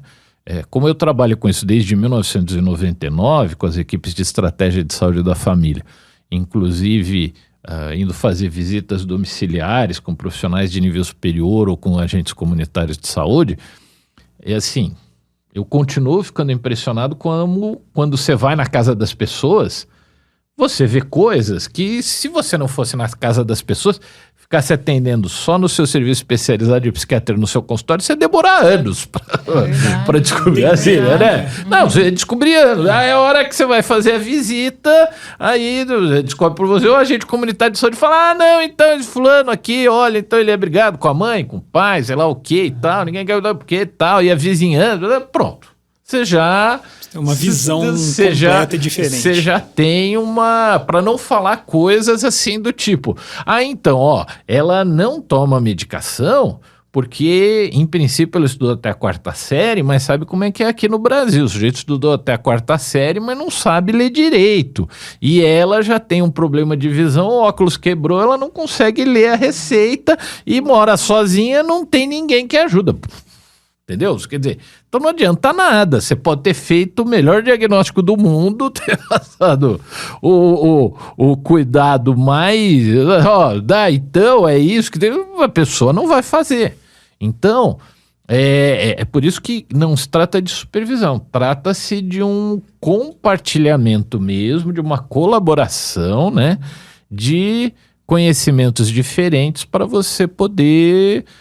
dar o melhor atendimento possível para a pessoa. Perfeito. Eu mesmo, né, João, quando no R3 passei sob sua supervisão nessa atividade. Gostava muito, aprendi muito.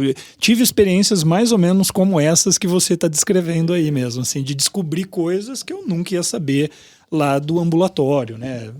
Aí é claro, né, do ponto de vista de quem é um profissional psíquico, é um profissional da saúde mental, né, você pode trabalhar muito com as pessoas assim, questões de comunicação, né, de diagnóstico psiquiátrico. Meu próprio doutorado foi o desenvolvimento de instrumentos para ajudar a equipe de saúde da família a fazer diagnóstico de transtornos mentais. Por exemplo, aplicando o Mini International Neuropsychiatric Interview, né, dentro da sua rotina de cuidado, aplicando também instrumentos aí para avaliar a funcionalidade, inclusive em termos de saúde mental, etc. Então você pode trabalhar com isso, né? Trabalhar com o desenvolvimento dessas habilidades básicas de comunicação que facilitam o cuidado, né? Quer dizer, isso tudo são maneiras estruturadas, né? Mais estruturadas de você melhorar a qualidade desse cuidado, né? Isso me faz lembrar de uma coisa, a importância eu, por exemplo, tenho meu médico de família hoje em dia, né? Cuida de mim, quando preciso mando meu filho e tal. Então, eu sugiro todo mundo ter um médico de família como clínico geral, alguém com residência de boa qualidade, pode ser um dos nossos formados aqui, que realmente faz diferença. E isso faz tanta diferença que, assim, a gente tem um conjunto de trabalhos e de meta-análises hoje em dia mostrando, né, que se você tem uma relação de confiança contínua com um médico da atenção primária, as pessoas que têm isso, elas vivem mais e têm melhor funcionalidade ao longo dos anos de vida. Então isso é uma coisa muito importante. Quer dizer, nós estamos falando das pessoas viverem 3, 4 anos a mais, com qualidade de vida melhor. Por quê? Porque está se cuidando com um médico generalista, com formação especializada, de boa qualidade e que te conhece e que vai oferecer para você o que provavelmente é uma possibilidade de cuidado dentro do seu contexto de vida específico. Perfeito. Tá? Ô João, quando a gente fez sua apresentação, a Maria Clara disse que o tema fundamental da sua atividade tem sido o desenvolvimento, implementação e melhoria da qualidade de cuidado biopsicossocial centrado nas pessoas e integrado ao sistema de saúde pública. Eu queria saber como que essa missão tem guiado o seu interesse em pesquisa, daí o que você tem produzido e que tipo de evidências de outros cientistas, pesquisadores você acompanha para esse fim, para essa missão. Bom, a primeira coisa, né, foi assim, né, eu tentei aplicar isso no meu trabalho do dia a dia. Então, a minha história em termos de pesquisa, de pós-graduação, né, ela é uma história de início fracassado, né? Então eu entrei na pós, logo depois que eu acabei a residência também, então eu estava trabalhando na unidade de emergência, eu estava trabalhando no programa de saúde, como coordenador do programa de saúde mental da Secretaria Municipal de Saúde e inventei de fazer pós-graduação também. Obviamente eu não dei conta, né? O meu orientador inicial, que foi o Cláudio, morreu, né? E aí chegou um momento em 94, se eu não me engano, que eu tomei a decisão, não dá, tem que largar alguma coisa, e eu optei por largar a pós-graduação, para me dedicar a realmente fazer serviço e tal, que era o que sim, eu dava como sentido de missão para mim, que realmente era o que me dava mais tesão naquela época de fazer, era o que eu gostava mais de fazer.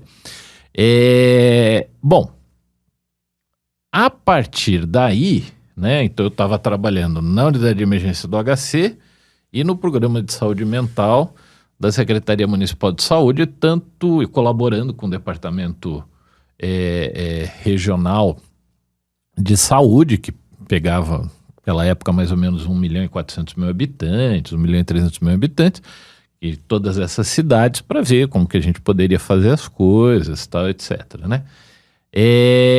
E a primeira coisa foi que eu vi assim, né? Bom, não adianta um serviço só, um tipo só de profissional, mais do que um tipo só de profissional, tipo só de serviço não vai dar conta das necessidades de psiquiatria e saúde mental.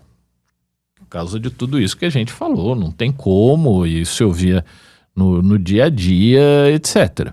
Então, comecei assim, bom, vamos treinar o pessoal dos serviços de cuidados primários à saúde que estão sendo criados na Prefeitura de Ribeirão Preto e também dos serviços de urgência e emergência não psiquiátricos para atender isso. E aí eu comecei a estudar como é que fazia isso, o que ia fazer e assim, que nem vocês falaram, eu tinha acabado de sair da residência, na realidade não tinha muita experiência disso no Brasil, eu peguei coisas que tinham sido feitas antes, por exemplo, a professora Ana Pita foi uma pessoa muito importante, no sentido que ela assumiu a coordenadoria de saúde mental do governo do estado, ainda no governo Montoro, de 82 a 86, então teve coisas que deram certo, teve coisas que não deram certo, então já tinha algumas coisas, né? O professor Jair da Escola Paulista de Medicina já tinha alguma coisa ali trabalhando com atenção primária à saúde, tudo isso fui ver e tal, mas era uma coisa assim, a criação das coisas estava sendo feita naquele momento, né? Então, vamos lá, né? Vamos fazer curso de psiquiatria e de saúde mental para o pessoal das unidades básicas de saúde e para o pessoal dos serviços de urgência e emergência, não psiquiátricos, né? Então, fizemos cursos de um dia, um final de semana, 3 meses e tal, e falhamos miseravelmente, porque não, assim, a conclusão, a gente nunca mediu isso formalmente em termos de pesquisa, mas assim, isso não mudava nada, não mudava o que o serviço fazia, como as pessoas eram. Então, as pessoas que iam nos cursos falavam, nossa, que legal, puxa, gostei, olha, mudava e você continuava, né? O serviço, reunião de serviço, não mudava nada, né? E isso me fez estudar isso cada vez mais, né? E aí eu pude, inclusive, constatar que o nosso fracasso aqui, o meu fracasso aqui, é o fracasso internacional de qualquer lugar do mundo de você fazer. Mas, assim, isso, assim, era uma coisa que até internacionalmente não era tão difundida quanto hoje, então você não tinha muitas informações, né? E vocês têm que lembrar, né? A primeira pós-graduação que eu tentei fazer, não tinha nada de computador nem nada. Então, por exemplo, para você fazer a seleção dos artigos que você queria ler para pós-graduação, lá na biblioteca tinha uma sala, aquela sala do Index Médicos, né? O Index Médicos eram livros enormes, assim, só com a bibliografia dos artigos que você procurava, né?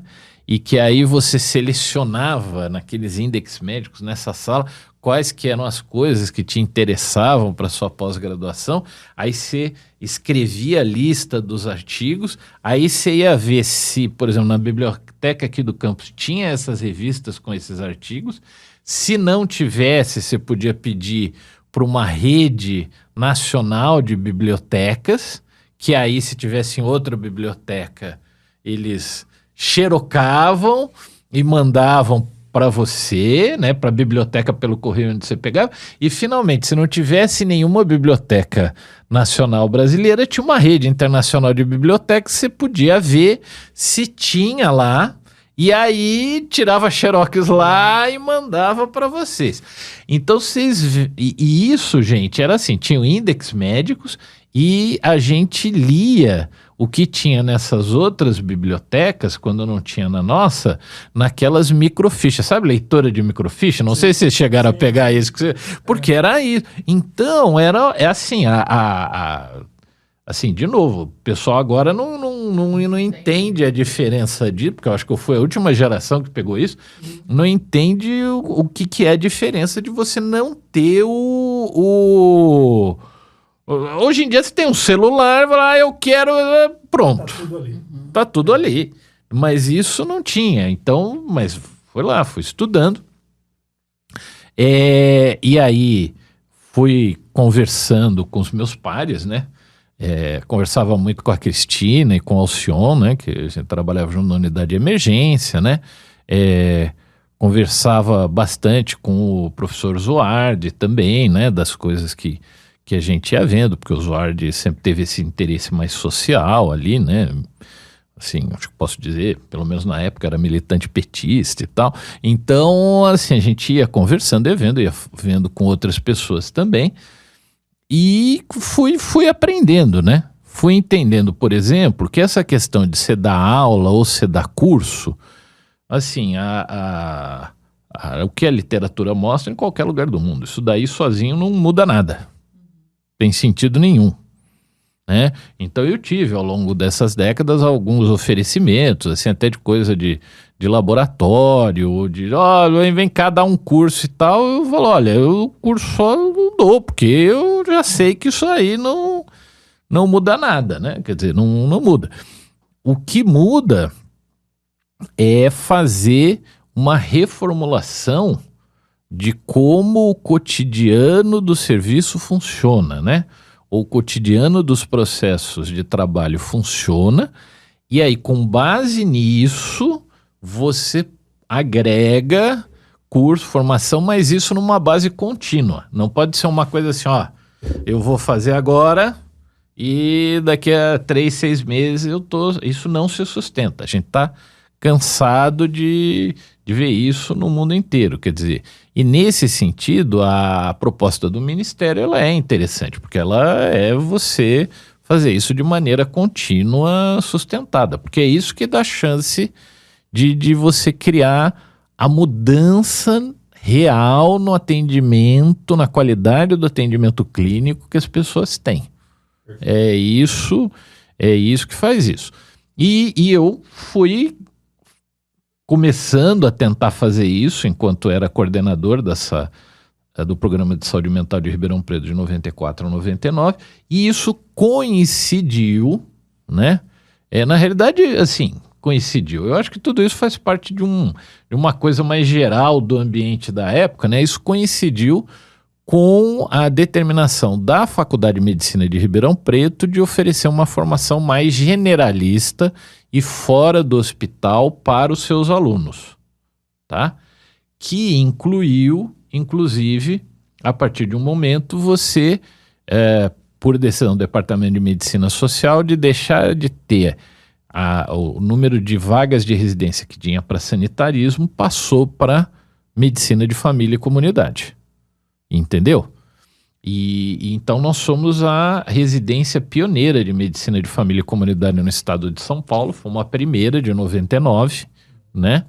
E aí a gente assumi isso também dentro da faculdade, já vinha trabalhando com isso fora, aí eu procurei o Zuardi, que na época era vice-diretor da faculdade, ele sabia do meu interesse, eu conversei, e aí ele conseguiu, junto com ao Ayrton Moreira como diretor da faculdade e ao Marcos Felipe como naquela época, eu não me lembro se ele era superintendente do HC ou coordenador da FAEP, enfim, me foi dado algumas horas a mais para eu trabalhar com essas equipes de saúde da família que estavam sendo montadas pela faculdade para dar para os alunos uma formação mais generalista. E aí eu comecei a trabalhar com essas equipes em 99, e aí a gente pôde fazer isso de uma maneira mais estruturada. Em 2004, aí conversando com o Zuardi, ele me propôs voltar para a pós-graduação, né?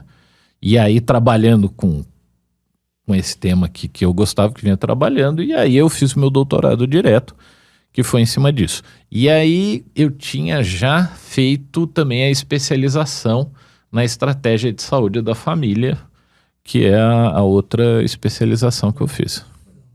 Tá? João, e você fez parte da formação de muitos psiquiatras, né? Minha, do Vinícius. O que você considera essencial nessa formação hoje em dia? Bom, eu acho que uma coisa absolutamente fundamental é a capacidade de entrevista. Não só a questão do diagnóstico, porque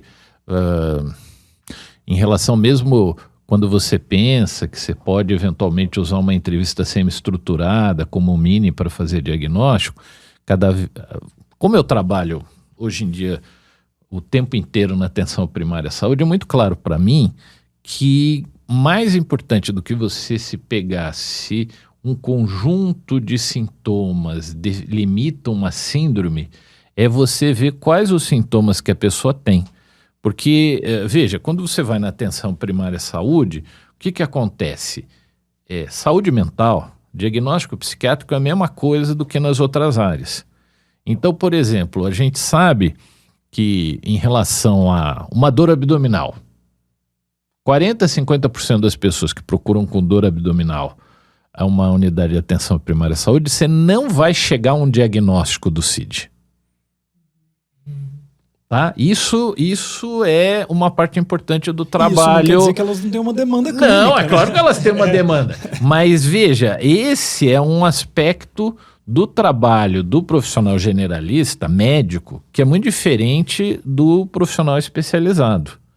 Então, ele tem que ter essa noção e fazer muito o que a gente chama, de modo geral, da vigilância expectante. Quer dizer, eu vou ver essa pessoa com frequência, vou me colocar à disposição para ela entrar em contato comigo quando precisar. Eu também já a conheço de outras coisas, e aí eu vou vendo se isso aí é uma coisa que vai chegar num diagnóstico, etc. Isso vale para qualquer coisa na atenção primária à saúde. Isso vale para dor de barriga, isso vale para dor de cabeça, isso vale para alteração de pressão. Tá? Então, quer dizer, essa vigilância... E para isso você tem que ter técnica de entrevista para chegar até essa... E isso vale também quando a gente fala de transtornos mentais na atenção primária à saúde. Quer dizer, assim, não é correto você dar o diagnóstico. O sujeito chegou, você conversou com ele 30 minutos, passou uma lista de sinais... Não, peraí... Tem uma situação urgente que a gente precisa lidar agora, tá bom, então vamos lidar com essa situação. Mas a questão de quais são o conjunto de sinais e sintomas, então tá, você tem isso, é isso mesmo, tem mais alguma coisa, esqueci de falar alguma coisa, e aí eu vou te acompanhando e vou ver aí com o tempo o que você tem. Até porque na atenção primária à saúde é assim, se eu achar necessário, precisamos fazer uma visita domiciliar, vamos fazer uma visita domiciliar, vamos falar com a vizinhança, tal. Então você pode fazer essas coisas. Então a primeira coisa é essa capacidade de entrevista. Claro que inclui também você fazer o levantamento dos sinais e sintomas, mas é muito além disso, é você saber estruturar o que é prioritário para você, o que é prioritário para a pessoa nesse momento, e você chegar a um consenso com ela para ver o que vai ser feito. E aí você fazer uma descrição, eu acho, mais detalhada mesmo do que está acontecendo, você saber, mesmo se você não vai escrever isso no prontuário, porque veja, uma coisa... É muitas vezes a maneira como a gente ensina nossos alunos e residentes.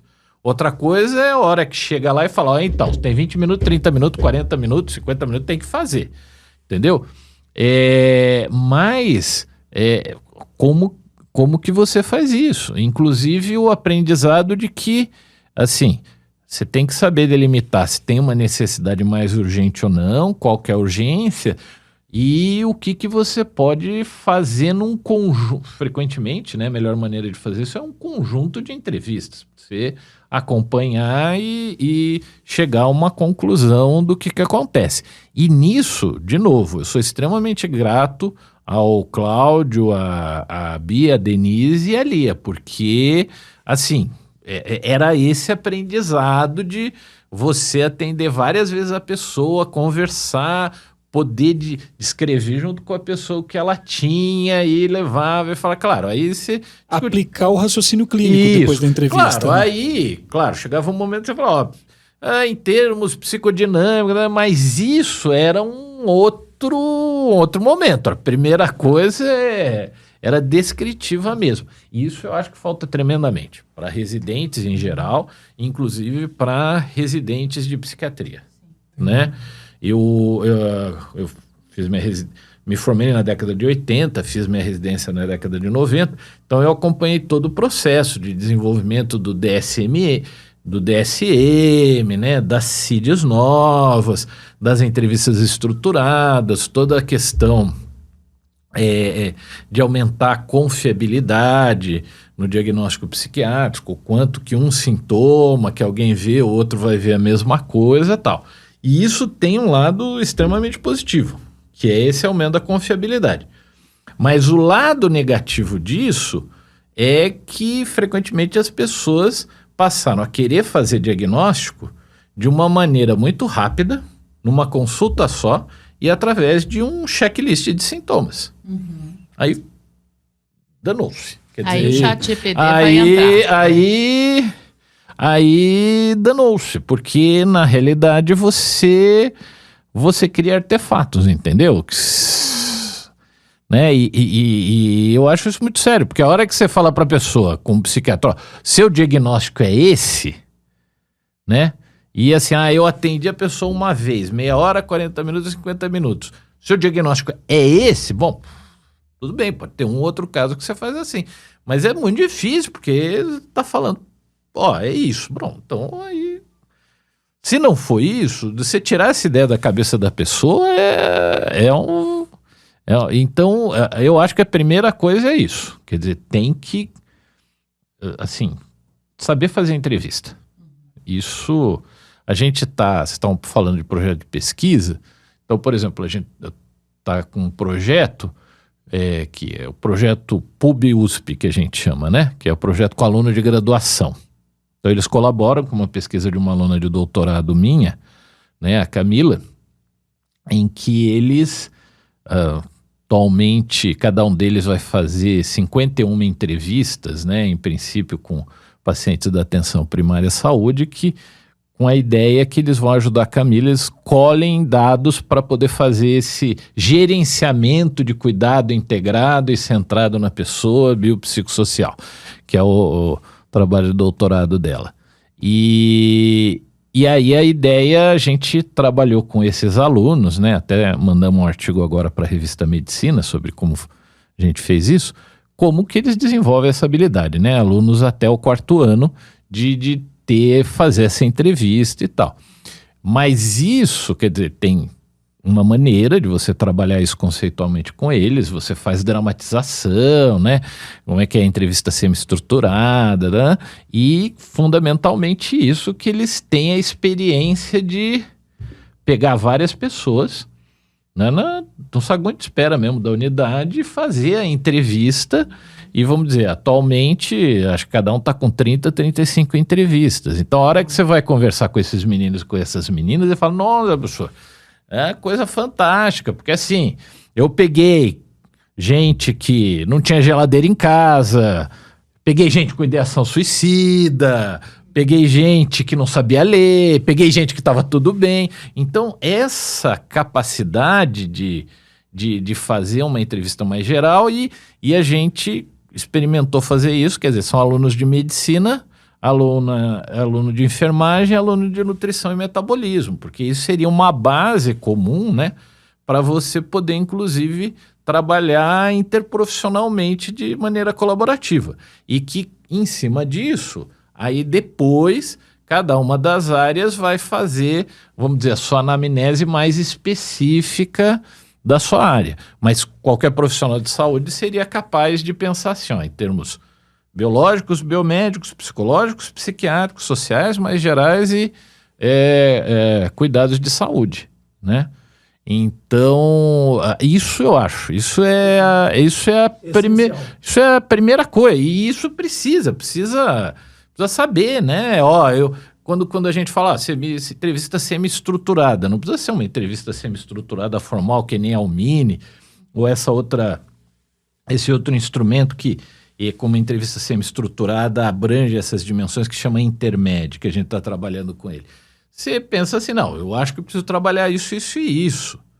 E aí você vai vendo na entrevista o que a pessoa te fala espontaneamente e você cria um roteiro, né, de entrevista semi-estruturada na cabeça e aí deixa a pessoa falar e aí depois você vai você vai perguntar aquilo que você acha importante e não foi falado, né? Agora, isso precisa ser treinado, isso precisa ser supervisionado. Então, isso é a primeira coisa.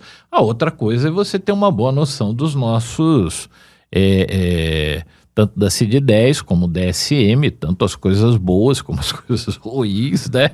E você saber avaliar isso de uma maneira crítica, o que dá para você utilizar ou não, né? Nesse sentido, sim, o Vinícius sabe disso, eu sou fã da entrevista motivacional, né? Desde que a gente montou o CAPS de álcool e drogas em 96, eu tive contato com a entrevista motivacional, eu venho acompanhando os textos, venho tentando aplicar, né? Trabalho dos nossos residentes de medicina de família e comunidade, o treinamento disso, né? E acho que isso, junto com o método clínico centrado na pessoa, que é um método clínico proposto pela Sociedade Brasileira de Medicina de Família e Comunidade, esse tipo de treinamento dos médicos e do resto da equipe foi o que possibilitou a gente ter como resultado, que a gente publicou há algum tempo, a gente fez um estudo comparando a frequência de transtornos mentais nas áreas de atenção, de cuidado primário de saúde, que estavam os nossos médicos com esse esquema que a gente faz de capacitação deles, com a área que era a unidade básica de saúde sem essa capacitação dos médicos. E a gente encontrou que na área que a gente trabalha fazendo isso, a gente tem uma menor frequência de transtornos mentais do que na outra área.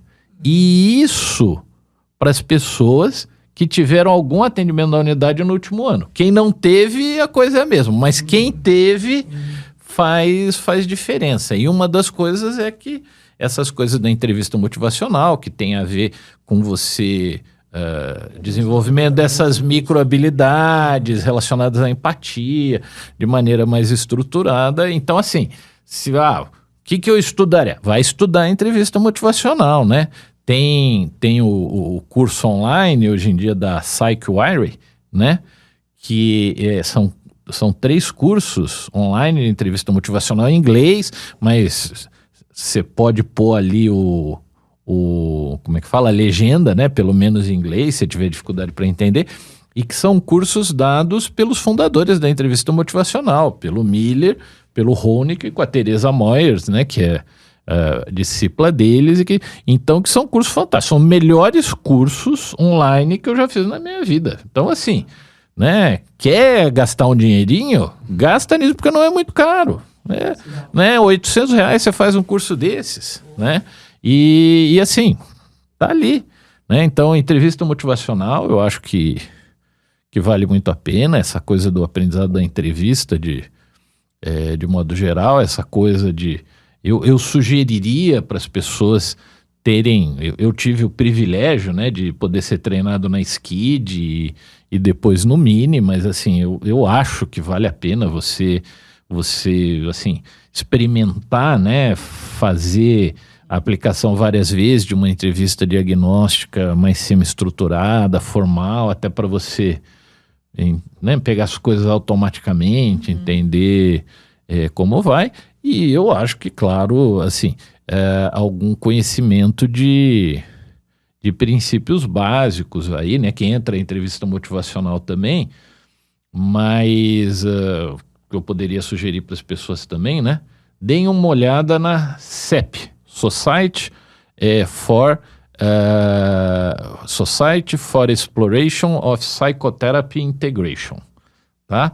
Tem o site também, extremamente interessante, né?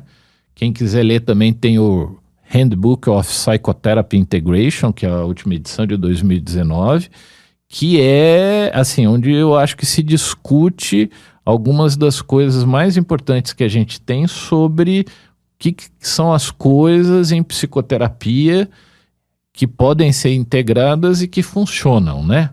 Eu, particularmente, sou adepto do que o pessoal que trabalha com isso chama da abordagem dos fatores comuns, entendeu? E eu acho que isso você pode aplicar em psiquiatria, em qualquer outra área, mas que não tem grandes mistérios, né? E que dá uma estudada, ler, que ajuda muito a pensar Perfeito. nisso, né? Ô João, já nos encaminhando para o fim da nossa conversa, mas e aproveitando o que você já está dizendo, eu queria saber o que você tem lido atualmente, dentro ou fora da psiquiatria e da medicina, e se você pode nos indicar algo. Você já indicou algumas coisas, mas tem algo a mais?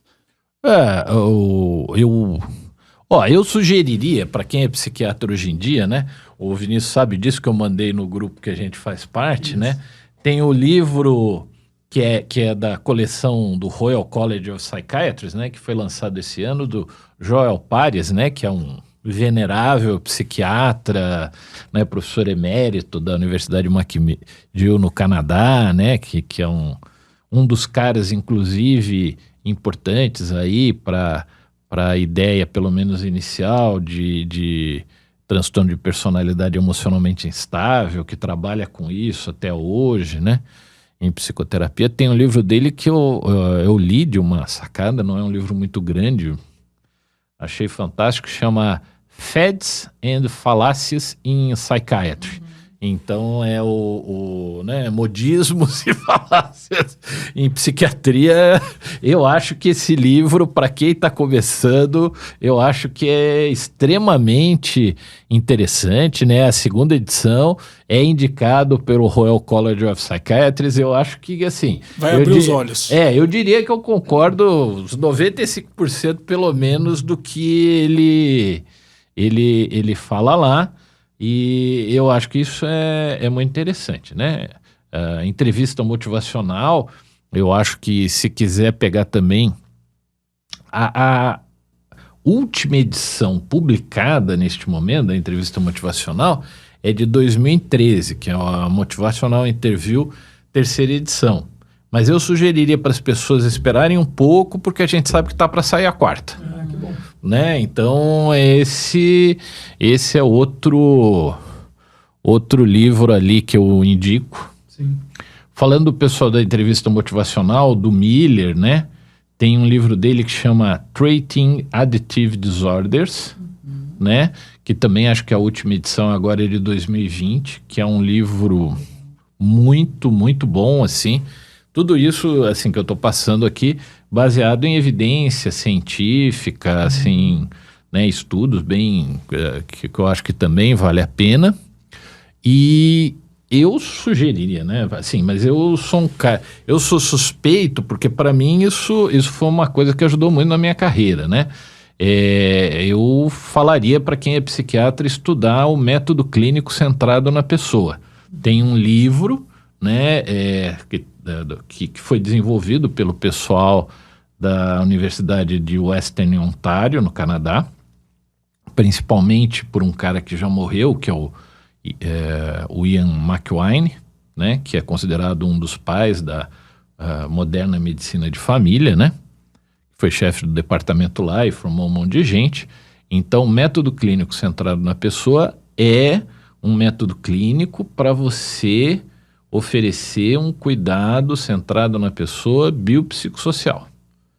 Então, tem o livro traduzido para português que chama Medicina Centrada na Pessoa, que vale a pena, eu acho, inclusive para quem é psiquiatra, conhecer. Quer dizer, o método clínico centrado na pessoa, ele tem 4 grandes tarefas ou componentes, né? Então, a primeira tarefa é você conseguir trabalhar, tanto em termos subjetivos como objetivos, o que é o conceito de saúde para a pessoa, o que é a experiência de doença dela e o que é a doença como nós especialistas podemos definir que ela tem. Isso é o primeiro componente. O segundo componente é você poder ver que isso está dentro de uma história de vida e de um contexto proximal, que a família, a vizinhança, trabalho, e um contexto distal, social, que a coisa mais cultural onde a pessoa vive.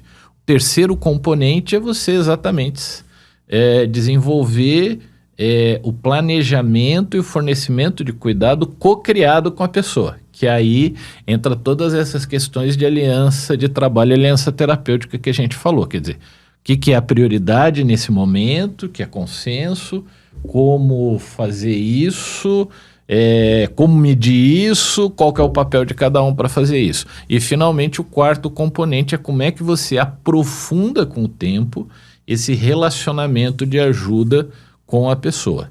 Então, ele dá essa questão, acho que vale muito a pena. Para mim, isso foi muito importante, porque na década de 80, década de 90, né, tinha grande parte do desenvolvimento do DSM, da psicofarmacologia, foi no sentido assim, não, a psiquiatria tem que se aproximar mais do contexto biomédico das outras disciplinas. E quando eu comecei a estudar mais o pessoal da medicina de família e comunidade, principalmente o Ian McElwain, né, que é um dos autores desse livro, né, também tem um outro livro que ele já está na 4ª edição aí, né, mesmo agora depois que ele morreu, que chama Tratado de Medicina de Família e Comunidade, né, que também ele descreve até um pouco mais teoricamente as coisas. Foi muito importante para mim ver que a questão para mim da psiquiatria não era ela se aproximar mais biomedicamente das outras especialidades, mas que todas as especialidades, inclusive a psiquiatria, tinham que se aproximar mais de uma concepção mais integral, centrada na pessoa e biopsicossocial de cuidado, tá? João, muito obrigada por aceitar nosso convite. A gente já mencionou aqui, mas eu gostaria de repetir que você foi parte muito importante da minha formação. E eu destaco aqui que uma marca do Dr. João para mim é a sua incrível capacidade didática e essa habilidade de comunicação. Obrigado. Uma memória prodigiosa. Nossa senhora, que eu já cheguei a duvidar algumas vezes e fui checar, e era verdade. É verdade, tem razão. Tem algo a mais que você gostaria de dizer? Não, João? acho que é isso. Acho que, assim, para quem está aí na residência de psiquiatria ou nos primeiros anos, o que eu posso dizer? Se alguém achou interessante isso que eu falei, quiser conversar mais sobre isso, quiser estar interessado, fazer pesquisa, fazer pós-graduação com isso, o meu e-mail, tá? Eu vou soletrar, J de João, M de Maria, A de avião, Q de queijo, @usp.br, jmac@usp.br. E, assim, o meu celular também, se quiser entrar em contato, é 16997920874.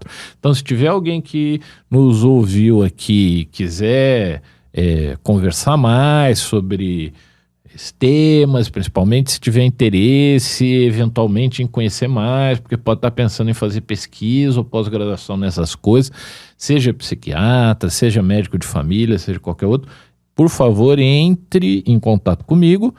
E como eu sou atualmente também o coordenador do programa de residência de medicina de família e comunidade aqui do HC, se tiver alguém que tem interesse em conhecer mais, também pode entrar em contato comigo. E se alguém quiser conhecer mais o funcionamento de uma unidade de estratégia de saúde da família ligada ao nosso complexo acadêmico, HC, Faculdade de Medicina, dentro desses parâmetros aí melhores que eu falei para vocês, eu também atualmente sou coordenador dessa unidade de saúde da família, né? Lá no bairro Paulo Gomes Romeu, também pode entrar em contato comigo, a gente tenta fazer uma visita, fazer a pessoa conhecer e tal, né? Tô colocando isso para alunos, residentes, que é para divulgar mesmo. Perfeito. Então, a gente vai colocar as referências dos livros que você citou e esses contatos que você disse também na chamada do episódio. Para terminar, João, eu queria dizer o quanto eu estou feliz em tê-lo aqui no PQ Podcast, né? O João teve uma parte importantíssima em minha formação, da Maria Clara também, foi quem me apresentou a entrevista motivacional e fez meus primeiros treinamentos nessa técnica que realmente modificou minha maneira de conversar com as pessoas. E é por todas as histórias que você contou aqui que a gente queria tanto que você tivesse aqui no PQ Podcast, João. Tenho certeza que a sua carreira, a sua visão da psiquiatria, suas histórias vão servir ao psiquiatra em formação. Muito obrigado. Eu que agradeço, espero que tenha colaborado mesmo. Você ouviu mais um episódio do PQU Podcast. Siga-nos no Instagram e acesse nosso site pqpodcast.com.br, onde encontrará todos os episódios já publicados, com as respectivas referências, organizados por data, autor e sessão. Agradecemos sua atenção.